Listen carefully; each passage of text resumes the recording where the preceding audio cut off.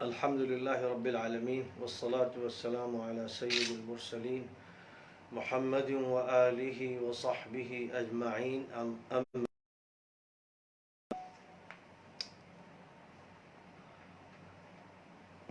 امت اسلامیہ کے فرزندوں سے خصوصی طور پر یہ خطاب ہے۔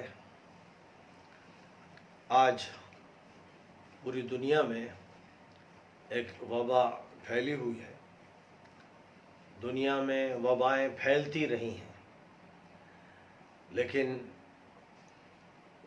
دنیا جوں جوں پھیلتی چلی گئی اور لوگوں کا ایک دوسرے سے رابطہ بڑھتا چلا گیا، یہاں تک کہ دنیا کے بارے میں یہ کہا جانے لگا کہ وہ تو ایک گاؤں ہے۔ پھر بات اور آگے بڑھی کہ بس یوں سمجھیے کہ ایک گھر ہے، بلکہ ایک گھر ہی کیا، اب تو دنیا ایک بیڈ روم میں سمٹ گئی، ڈرائنگ روم میں سمٹ گئی۔ اب دنیا سے رابطہ آسان ہوا، اور جس ذریعے سے یہ رابطہ آسان ہوا وہ ذریعہ فضائی ہے۔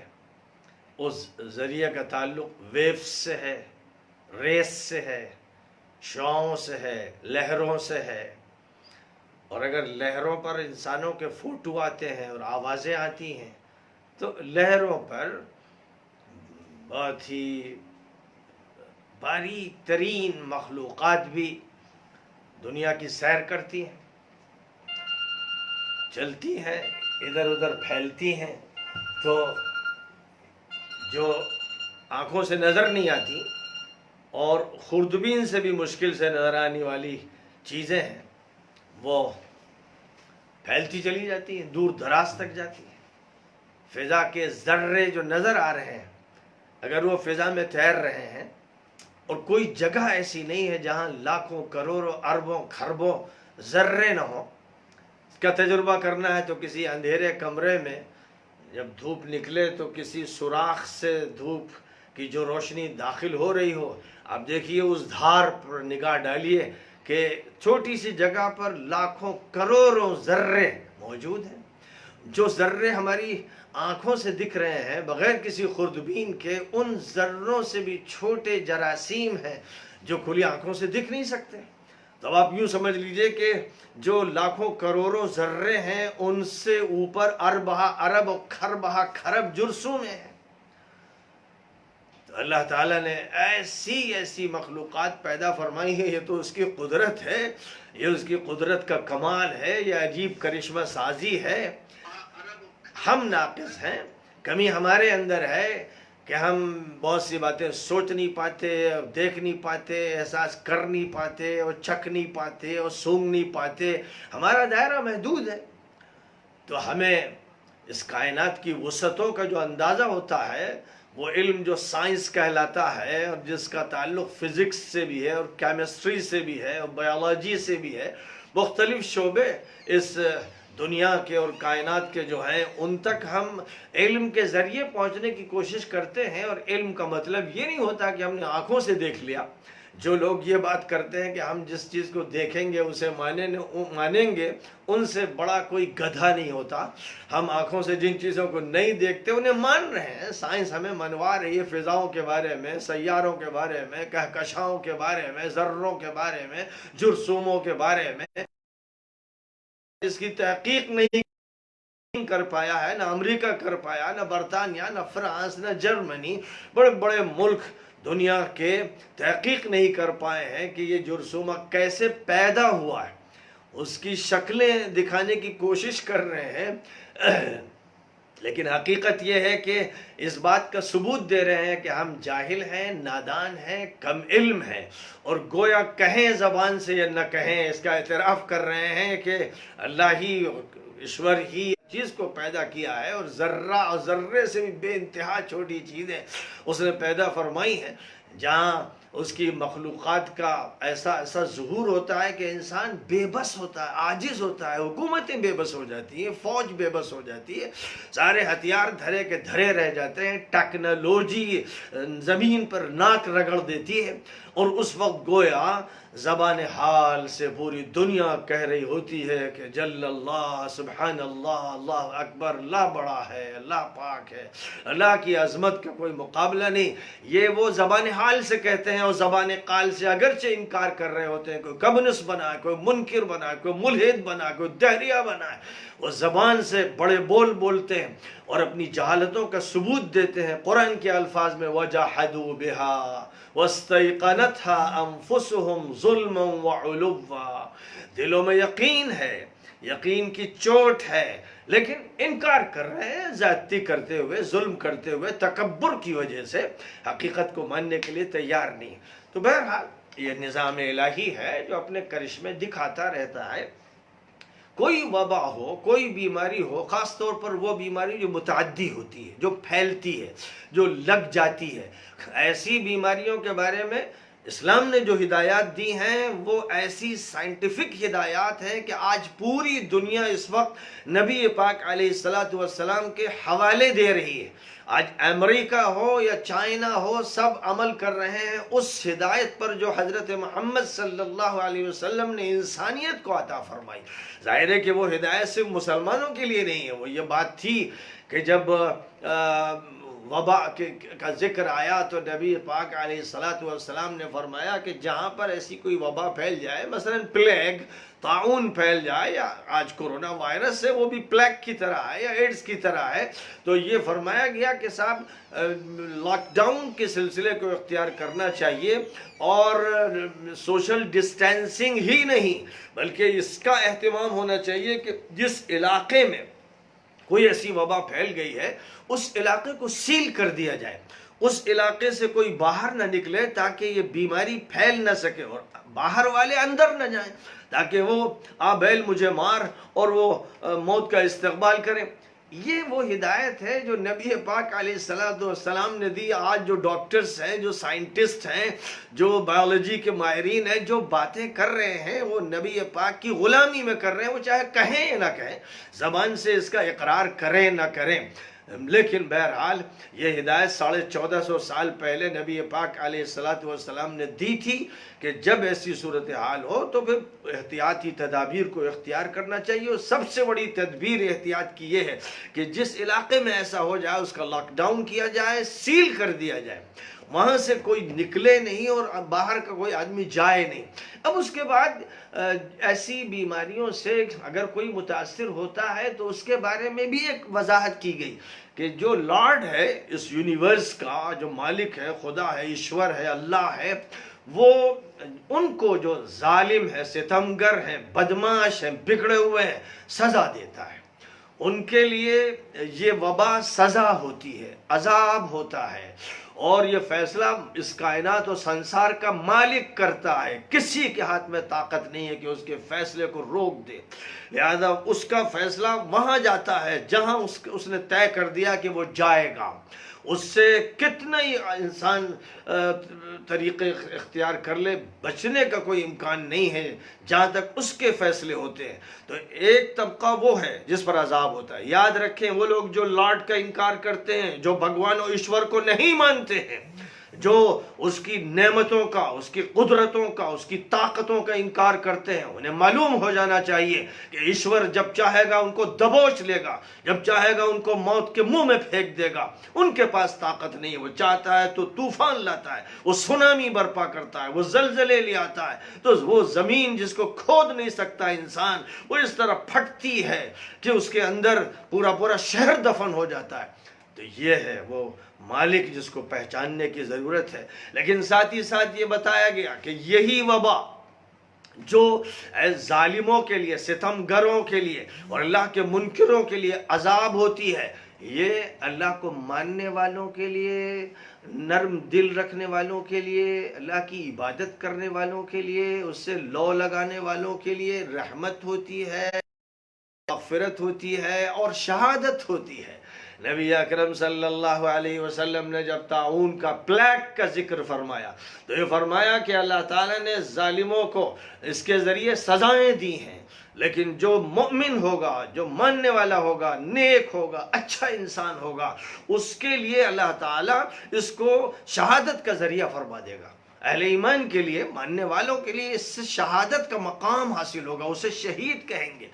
تو اب یہ سمجھ لینا چاہیے کہ جب یہ ہدایت فرمائی گئی اور اس کے بعد نبی اکرم صلی اللہ علیہ وسلم نے اللہ تعالیٰ ہی سے ہر موقع پر لو لگانے کا طریقہ سکھایا، جب آپ مکہ مکرمہ سے ہجرت کر کے مدینہ منورہ تشریف لائے تو مدینہ منورہ میں ایک وبا تھی، بخار کی۔ مدینہ منورہ میں بخار کی وبا تھی۔ اب جو لوگ وہاں رہتے تھے وہ تو ایڈجسٹ اس کے ساتھ کیے ہوئے تھے، لیکن مکے والے آئے تو بیمار ہونے لگے۔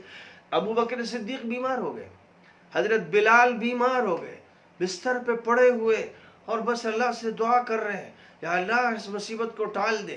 نبی اکرم صلی اللہ علیہ وسلم نے، حدیث کی کتابوں میں لکھا ہوا ہے، حضرت عائشہ صدیقہ رضی اللہ تعالی عنہ یہ روایت کرتی ہیں کہ حضور صلی اللہ علیہ وسلم جب مدینہ منورہ ہجرت کر کے تشریف لائے تو آپ نے اللہ تعالیٰ سے دعا کی، اے اللہ ہمیں مدینہ منورہ میں اپنی برکتیں عطا فرما، ہم پر فضل فرما، رحمت عطا فرما، اور یہاں کے بخار کی وبا کو یہاں سے ٹال دے اور جحفہ کے مقام میں منتقل کر دے۔ جحفہ ایک میدانی صحرائی قسم کا مقام تھا جہاں آبادی نہیں تھی، یعنی وہاں منتقل ہونے کا مطلب یہ کہ انسانوں کو کوئی نقصان نہیں پہنچنا تھا۔ تو نبی پاک علیہ السلام نے اللہ سے دعا مانگی۔ ظاہر ہے کہ کوئی اور طریقہ تو ہوتا نہیں کہ صاحب اس کو منتقل کر دیا جائے۔ آپ دیکھ رہے ہیں کہ چائنا ہار گیا، امریکہ ہار گیا، اٹلی ہار گیا، یعنی ان کے پاس یہ طاقت نہیں ہے کہ وہ اسے اٹھا کے پھینک دے۔ بس وہ پریشان رہتے ہیں اور علاج کرتے ہیں اور دواؤں کی فکر میں رہتے ہیں اور ویکسین تیار کرنے کی فکر میں رہتے ہیں۔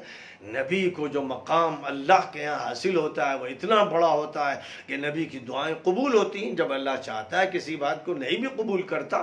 لیکن نبی پاک علیہ السلام نے یہ دعا فرمائی، اے اللہ مدینے کے بخار کی وبا کو منتقل فرما دے جوفہ کے علاقے میں۔ اب آپ دیکھیے حضرت عبداللہ ابن عمر رضی اللہ تعالی عنہما یہ فرماتے ہیں کہ میں ایک مرتبہ علاقے سے، ایک دور دراز علاقے سے آ رہا تھا مدینہ منورہ، تو میں نے ایک بوڑھی عورت دیکھی، ایک بڑھیا دیکھی کہ جو مدینہ منورہ سے اس طرح جا رہی ہے کہ بال اس کے سر کے بالکل بکھرے ہوئے ہیں، اور اس کے بعد پھر وہ جوفہ کے علاقے میں چلی گئی۔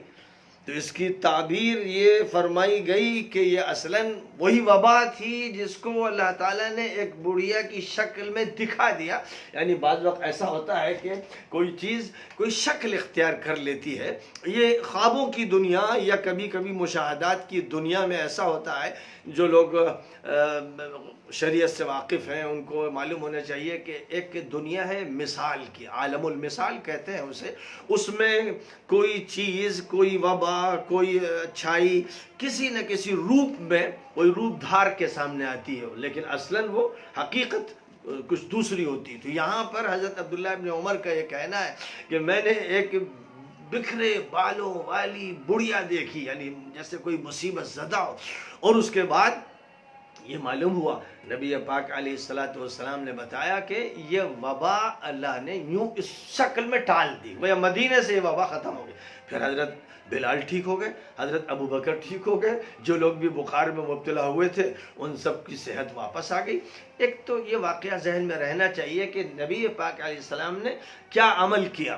تمام ایمان والوں کو، تمام انسانوں کو اللہ سے، ایشور سے، مالک سے لو لگانا چاہیے کہ اے مالک، اے ایشور، اے گاڈ، اے اللہ ہماری حفاظت فرما، تو ہی قادر ہے، قدرت تیرے ہاتھ میں۔ یہ ہندوؤں کو بھی کہنا ہے، مسلمانوں کو کہنا ہے، دنیا کے ہر انسان کو کہنا ہے۔ میں نے پہلے بھی کہا تھا کہ جب تک ٹرمپ اور جب تک پوتن اور جب تک دنیا کے صدور اللہ کے سامنے ناک رگڑ نہیں دیں گے وہ کامیاب نہیں ہو سکتے، کتنی ٹیکنالوجی اختیار کر لیں۔ ایک یہ حقیقت ہے۔ اب سن 18 ہجری میں جب حضرت عمر کی خلافت تھی، شام کی سرزمین میں، خاص طور پر فلسطین میں ایک علاقہ رملہ ہے اور ایک شہر القدس ہے۔ شہر القدس اور رملہ کے بیچ میں ایک چھوٹا سا شہر تھا امواس۔ وہاں پلیگ پھیلا، طاعون، بڑی خطرناک بیماری ہے، بڑی متعدی بیماری ہے، بس جیسے کرونا وائرس، اب وہی جو انہیں پہلے تمہید کی کہ آج کیونکہ آپ نے دنیا کو بہت پھیلا بھی دیا اور سمیٹ بھی دیا، اب یہ ہے کہ کہیں پر کوئی واقعہ ہوتا ہے اور سیکنڈوں میں دوسری جگہ اس کی معلومات ہو جاتی ہیں۔ اب معلومات جو ہو جاتی ہیں کوئی غیب سے نہیں ہوتی، معلومات اس طرح ہوتی کہ جو ویوز ہیں، جو ریز ہیں، یعنی فضا کے اندر جو لہریں ہیں، جن لہروں میں کروڑ جرثومیں ہیں، جن میں ذرے ہیں جو فضا میں تیر رہے ہیں، اور انسان کی شکل وہ بھی ظاہر ہے کہ ذروں سے بنتی ہے، وہ تیر رہی ہے۔ تو جب یہ آپ کو فوٹو نظر آ رہے ہیں، جو لوگ ٹی وی بیٹھے دیکھ رہے ہیں اور سیریل دیکھ رہے ہیں اور بڑا مزہ لے رہے ہیں، ان کو معلوم ہونا چاہیے کہ اسی ٹی وی کے ذریعے سے اور لہروں کے ذریعے سے جرثومے، چھوٹے چھوٹے جرمز، چھوٹے چھوٹے وہ کیڑے بھی آ جائیں گے جو تمہارے اس ٹی وی کے کمرے کو تباہ کر دیں گے۔ اس لیے یاد رکھیے کہ اگر کوئی یہ سمجھتا ہے کہ صرف سوشل ڈسٹینسنگ سے وہ اپنے کو بچا لے گا تو وہ دھوکے میں ہے۔ اگر بچاتا تو چین اپنے کو بچا لیتا۔ سب سے پہلے چین کو یہ بات نومبر میں معلوم ہو گئی تھی، لیکن وہ اپنے کو بچا نہیں سکا، اور جتنے اعلانات کیے گئے چین کے بارے میں کہ اتنی اموات ہوئی، غلط ہے۔ امریکہ اسے ماننے کو تیار نہیں، یورپ اس کو ماننے کو تیار نہیں۔ دنیا اب متفق ہو گئی کہ چین جھوٹ بولتا رہا، اور چین میں جو لوگوں کی اموات ہوئی ہیں وہ بہت بڑی تعداد میں ہوئی ہیں، حقائق کو چھپایا گیا ہے۔ اور اسی طرح یہ کہ یہ بیماری، یہ کورونا کہاں سے آیا؟ لیبارٹری سے آیا یا یہ بغیر کسی لیبارٹری کے تجربے کے آیا؟ کہاں سے آیا؟ مالک نے کہاں سے اس کو وجود عطا کیا؟ کوئی آپ تھے مختلف جراثیم پر، آپ بایولوجی کے بات کر رہے تھے، اس کے نتیجے میں اللہ کی مخلوق، اس میں دخل کسی کو نہیں ہے۔ ظاہر ہے کہ تجربے آپ کر رہے تھے تو گویا جو اللہ کی غیر مرئی، جو دیکھی جانے والی مخلوقات نہیں ہیں، ان کو آپ خوردبینوں سے دیکھ دیکھ کر تجربے کر رہے تھے۔ بیماری کیسے پھیلائی جائے، ویکسین کیسے بنائے جائیں۔ اب تو سب کے سامنے جو لیبارٹری ہے چائنا کی، وہ اس کے فوٹو آ رہے ہیں، اس کے فوٹوز آ رہے ہیں، اور ٹرمپ صاحب کا یہ کہنا ہے کہ یہ لیبارٹری سے آئی ہے، یعنی چائنا میں جو تجربے کیے جا رہے تھے دنیا کی تباہی کے لیے، وہیں سے یہ تباہی پھیلی ہے۔ تو پورا اس وقت جو بلیمنگ ہے، جو امریکہ اور یورپ کی طرف سے الزام لگ رہا ہے، وہ چائنا پہ لگ رہا ہے۔ تو یہ الزام آپس میں جو ایک دوسرے پر لگا رہے ہیں، یہ جانے، اور ان کا انجام جو ہے وہ سامنے آئے گا۔ لیکن بہرحال یہ نہیں تحقیق ہو پائی کہ یہ مرض کہاں سے شروع ہوا۔ یہ کہا جا رہا ہے کہ ایک عورت سے شروع ہوا، اب اس عورت کو کہاں سے لگا، پھر اس عورت سے دوسروں میں کیسے منتقل ہوا، کہانیاں ہیں، اور ان کہانیوں کی ابھی کوئی تحقیق نہیں ہے۔ اس لیے دنیا کے جو بڑے بڑے ادارے ہیں، مخابراتی ادارے، انٹیلیجنس کے ادارے فیل ہو چکے ہیں، اور امریکہ سے زیادہ ترقی یافتہ کوئی ملک نہیں، اس میں کوئی شک نہیں۔ وہ سپر پاور ہے، اس کے پاس زبردست ٹیکنالوجی ہے، اور اس کی ٹیکنالوجی کو دیکھنا ہے تو اس کے ہتھیار کو دیکھیے۔ وہ دنیا کے کسی ملک کو دبوچنا چاہے، مارنا چاہے تو اپنے ہتھیاروں سے تباہ کر دے اور مار کے رکھ دے، لیکن اس وقت حالت اس کی یہ ہے کہ وہ گھٹنوں کے بل گرا پڑا ہوا ہے، ماتھا اس کی زمین میں رگڑ رہا ہے۔ ایک ایک دن میں 5000 لوگوں کی لاشیں ہیں، لاشوں کو دفنانے کے لیے زمین نہیں ہے، زمین کھودنے والے افراد نہیں ہے۔ یہ وہ صورتحال ہے۔ اب ایسی صورتحال میں جو اہل اسلام ہیں، انہیں پہلے تو اللہ پر اپنے ایمان کو تازہ کرنا چاہیے، مضبوط کرنا چاہیے، اور یہ کہنا چاہیے کہ واقعی وہ اللہ ہے جس کی کبریائی کے سامنے دنیا کی تمام طاقتیں زیر ہو گئی ہیں۔ اللہ نے دکھا دیا اپنا جلوہ کہ اس کے ہاتھ میں ہے ساری باغ ڈور۔ اب اس حقیقت کو یاد رکھنا چاہیے۔ پھر دوسری یہ حقیقت کہ نبی پاک علیہ السلام نے فرمایا کہ یہ جو وبائیں ہوتی، ان میں جو ایمان والا نیک انسان متاثر ہو جاتا ہے، وہ شہید ہوتا ہے۔ اس لیے میں تمام کہتا ہوں کہ جس طرح ڈاکٹرز اور نرسیں خدمت کرتی ہیں ہاسپٹلز میں، جو بیمار ہو رہے ہیں، کون ہے جو ان کو دیکھ رہا ہے؟ ظاہر ہے کہ ڈاکٹرز دیکھ رہے ہیں۔ اب جب ڈاکٹرز دیکھ رہے ہیں اور نرسیں دیکھ رہی ہیں تو وہ ایک بڑی قربانی دے رہے ہیں، اور ان کی قربانی کا استقبال ہونا چاہیے۔ وہ خدمت کر رہے ہیں اور بلا تفریق خدمت کر رہے ہیں۔ تو جب وہ یہ خدمت کر رہے ہیں تو گھر میں خدا نخواستہ کسی فرد پر تاثر ہو جاتا ہے، بیماری اس کو لگ جاتی ہے، تو گھر والے اس سے بچنا شروع کر دیں، یہ ظلم ہے، یہ ذاتی ہے، یہ بد اخلاقی ہے، یہ خدا کے دین کے ساتھ مذاق ہے۔ وہی کرنا چاہیے گھر والوں کو جو ڈاکٹرز کر رہے ہیں۔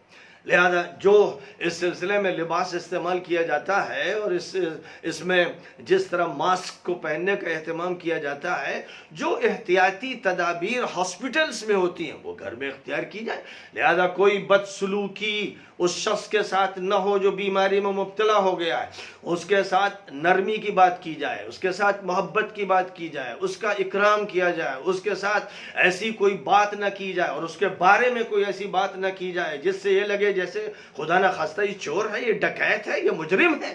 جن لوگوں نے ان کے بارے میں اس طرح تبصرے کیے جو بیمار ہو گئے ہیں، بیچارے پریشان ہیں، ان کی جان پر بنائی ہے، ان پر جو گندے نفرت آمیز فرقے واریت پر مبنی تبصرے کیے جا رہے ہیں، میں خدا سے، مالک سے، ایشور سے ان کو ڈرانا چاہتا ہوں۔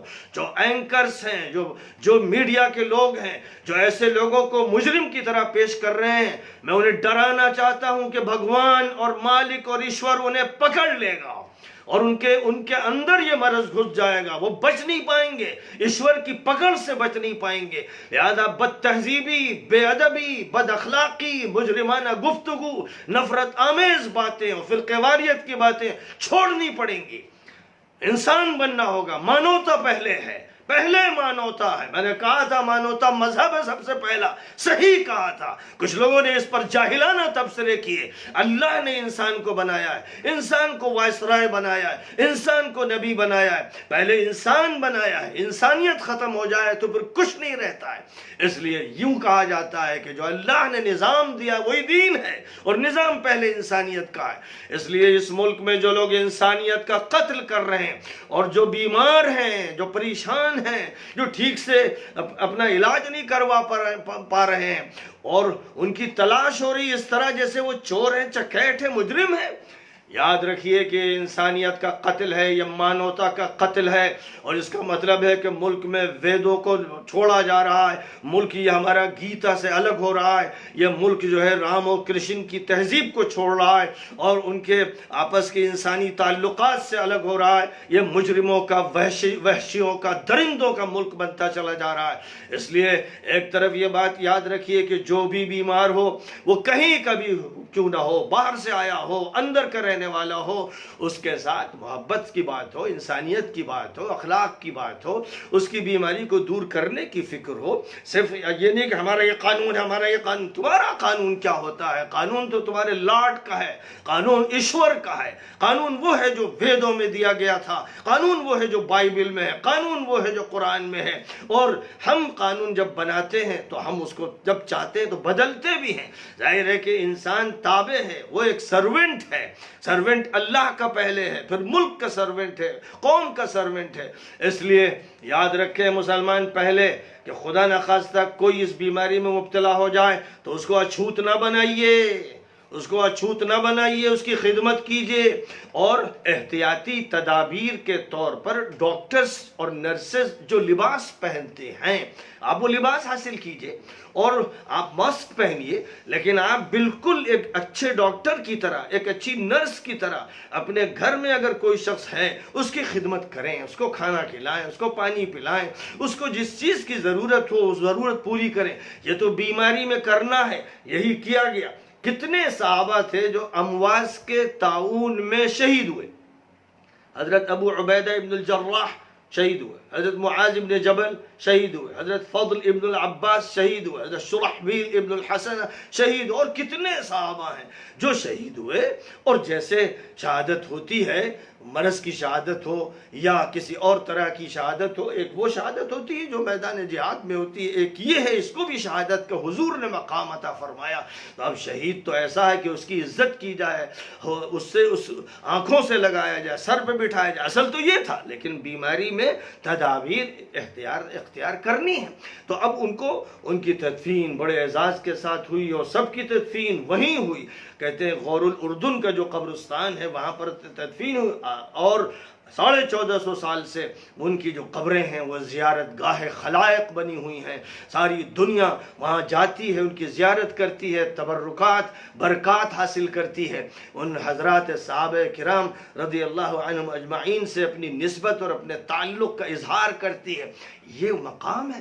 آج جب مجھے معلوم ہوا کہ قبرستان میں بعض جگہ کسی ایسے شخص کو جو شہید ہوا کورونا وائرس کے نتیجے میں دفن نہیں کرنے دے رہے ہیں، مجھے معلوم ہوا کہ لکھنؤ کے عیش باغ میں یہ کیا گیا، مجھے معلوم ہوا کہ بمبئی میں یہ کیا گیا۔ یاد رکھیے کہ جنہوں نے یہ عمل کیا جاہل، اجڑ، مجرم، خبیث اور شیطان ہیں، جن کو جو تدفین سے روک رہے ہیں۔ خوب یاد رکھو، سائنٹیفکلی یاد رکھو، جس کا انتقال ہو گیا اس کا جرثومہ بھی مر گیا۔ انسان جب تک زندہ ہے اس کے اندر جراثیم صحت کے اور بیماری کے رہتے ہیں، جب موت آتی ہے تو پھر ان تمام جراثیم پر بھی موت آ جاتی ہے جو اس کے اندر ہوتے ہیں، پھر اس کے اندر سے بیماری نہیں پھیلتی ہے۔ یہ بات سائنٹیفکلی ثابت ہے۔ اس لیے یہ جو پروپیگنڈا ہو رہا ہے، یعنی وائرس کا کوئی شکار ہو گیا تو بیچارہ وہ پریشان حال ہو گیا، وہ اس وقت اس بات کا محتاج ہے کہ اس کے ساتھ رحم دلی کا معاملہ ہو، انسانیت اور شرافت کا معاملہ ہو، سروس اور خدمت کا معاملہ ہو، اور یہ کر رہے ہیں ہمارے ڈاکٹرز، یہ کر رہی ہیں ہماری نرسز، وہ خدمت کر رہے ہیں اور ان کا استقبال ہونا چاہیے۔ تو جب وہ یہ کر رہے ہیں جو آپ کے رشتہ دار نہیں ہیں، تو آپ کو جو رشتہ دار ہیں، کسی کے باپ کو یہ مرض لگ جائے، کسی کے دادا کو لگ جائے، نانا کو لگ جائے، بیوی کو لگ جائے، نانی کو لگ جائے، تو اس کو اچھوت بنائیں گے؟ وہ مجرم اور خبیث اور مردود اور ملعون اور منحوس ہوں گے جو اپنے گھر والوں کے ساتھ، بزرگوں کے ساتھ، رشتہ داروں کے ساتھ اچھوتوں کا سلوک کریں۔ یہ قرآن کے خلاف، حدیث کے خلاف، نبی کے خلاف، اخلاق کے خلاف، انسانیت کے خلاف ایک مجرمانہ عمل ہے۔ مریض ہو تب بھی خدمت کرنا ہے اور احتیاطی تدبیر اختیار کرنا ہے۔ یعنی احتیاطی تدبیر کا مطلب نہیں سوشل ڈسٹینسنگ وہاں نہیں ہوگی، وہاں یہ ہوگا کہ ڈاکٹر کا لباس اور نرس کا لباس استعمال کر کے آپ کام کریں گے، خدمت کریں گے، جیسے خدمت ہاسپٹل میں ہو رہی ہے، گھر میں، کسی اور جگہ پر جہاں بھی کوئی شخص ہے جو بیمار ہے، اس بیمار کی خدمت کرنا فرض ہے، اس بیمار کے ساتھ اچھا سلوک لازمی ہے، اور اس کا انتقال ہو جائے تو وہ شہید ہے۔ جب وہ شہید ہو گیا تو شہید سے ایسی نفرت کہ اس کو اچھوت بنا رہے ہو کہ ہم قبرستان میں دفن ہونے نہیں دیں گے۔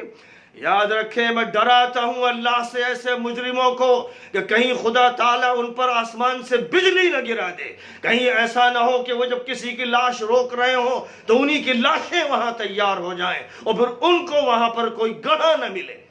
اس لیے توبہ کریں ایسے مجرم، ایسے ظالم، ایسے خبیث النفس انسان جو کسی کی تدفین کے لیے رکاوٹ بنتے ہیں کہ ہم قبرستان میں اس شہید کو دفن نہیں ہونے دیں گے۔ نبی جس کو شہید کہہ رہے ہیں، آج کے مجرم اس کو اچھوت کہہ رہے ہیں۔ یہ وہ حقیقت ہے جس کو برملا بیان کرنے کی ضرورت ہے۔ مجھے افسوس ہوتا ہے کہ ہمارے علماء کرام صرف بس وہ ہدایت تو لے لیتے ہیں کہ بھئی دور رہو، بچو، اس کو لپیٹ دیا، نہلا دو، یوں کر دو، اوپر ہی سے پانی ڈال دو۔ ارے بھائی، جب وہ بیمار، جب وہ مر گیا، انتقال ہو گیا، اس کی بیماری نہیں پھیلنے والی۔ آپ اس کو غسل بھی دے سکتے ہیں، جیسے ڈاکٹرز مریض کے ساتھ معاملہ کرتا ہے، نرس مریض کے ساتھ معاملہ کرتی ہے جب وہ زندہ ہے، جب مرض اس کے اندر سے چھینک سے پھیل سکتا ہے، ہو سکتا ہے اس کی سانس سے پھیل جائے، لیکن جب سانسیں رک گئیں، نبض رک گئی، دماغ رک گیا، دل کی دھڑکنیں رک گئیں، پورا نظام رک گیا، اب اس کا جسم جو ہے وہ جراثیم کا اڈا نہیں رہ گیا ہے۔ اس لیے اس کے ساتھ جو معاملہ صحابہ کے ساتھ کیا گیا تھا امواس میں، وہ معاملہ ہونا چاہیے۔ علماء کو یہ کہنا چاہیے کہ جو معاملہ ابو عبیدہ ابن الجراح کے ساتھ ہوا، معاذ ابن جبل کے ساتھ ہوا، فضل ابن العباس کے ساتھ ہوا اور دیگر صحابہ کے ساتھ ہوا، وہ معاملہ جو تھا وہی کیا جائے گا، کیونکہ جو پلیگ کا اور طاعون ہے، جو مرض طاعون کہلاتا ہے، وہ بے انتہا خطرناک ہے۔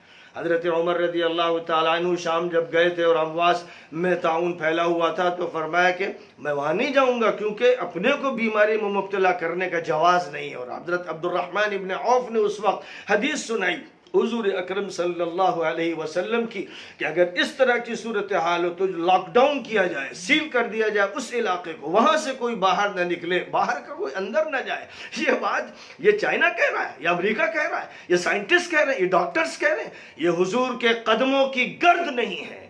हुजूर से बड़ा कोई साइंसदान नहीं गुजरा। हुजूर ने इस्लाम और साइंस को इस तरह से जोड़कर उम्मत के सामने पेश किया है कि कभी हकीकत और फैक्ट में और हदीस में कोई टकराव नहीं होता है। जो लोग उनके दरमियान फासले बताते हैं जाहिल हैं।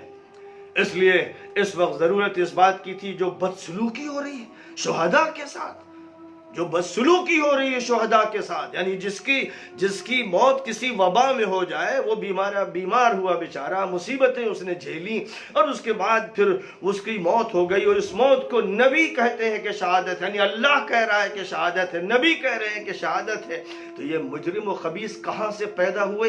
ये शैतान के चेले कहाँ से आ गए जो कब्रिस्तान में तदफीन से रोकने का काम कर रहे हैं? इसलिए उलमा से भी मैं दरख्वास्त करूँगा कि अमवास के, ताउन के, शुहदा के हालात को सामने रख कर बात करें। जो बात करनी है वो सिर्फ इस बुनियाद पर बात ना करें कि उनको सबक क्या पढ़ा दिया गया और क्या रटा दिया गया। हमारे पास जो तालीमात हैं वो साइंटिफिक तालीमात हैं, मेडिकल तालीमात हैं, फिजिकल तालीमात हैं, केमिकल तालीमात हैं।